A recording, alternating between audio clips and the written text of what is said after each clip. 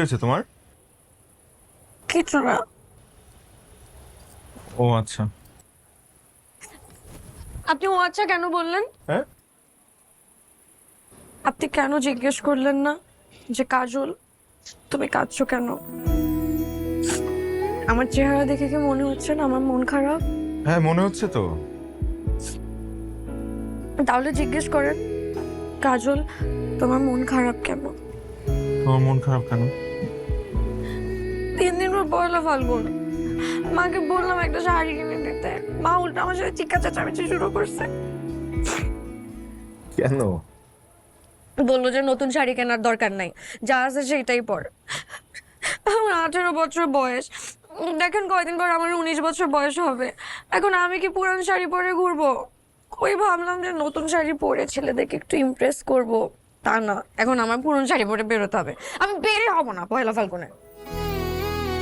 আচ্ছা ঠিক আছে, শান্ত হও, চোখটা মুছো,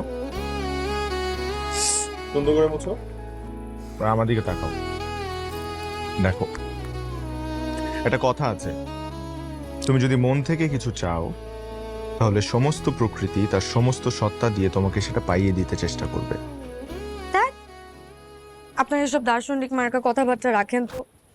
আচ্ছা রাখলাম, কিন্তু আগামী পহেলা ফাল্গুনে তুমি একটা খুব সুন্দর শাড়ি পরে বের হবে এবং সবগুলো ছেলে তোমার দিকে হা করে তাকায় থাকবে এবং মনে মনে বলবে, "ওরে বাবা, এই পরিটা কোত্থেকে নেমে আসছে?"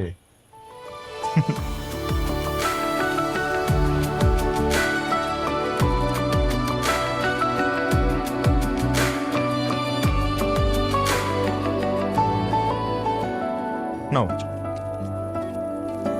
এটা দিয়ে একটা খুব সুন্দর শাড়ি কিনবে, কিনে পহেলা ফাল্গুনে সেটা পরে ঘুরতে বের হবে।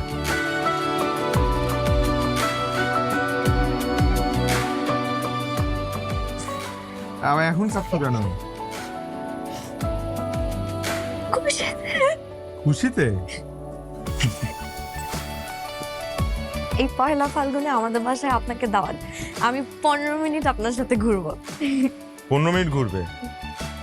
বাসার ভিতরেই ঘুরবে? ভেতরে বাইরে মিলে ঘুরবো। ভেতরে বাইরে মিলে 15 মিনিট ঘুরবো। Thank you.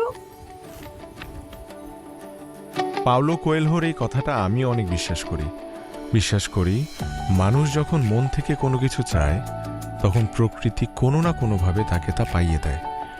এই বিশ্বাসটা আরো বেশি পূর্ণতা পাবে যেদিন আমি কাজলকে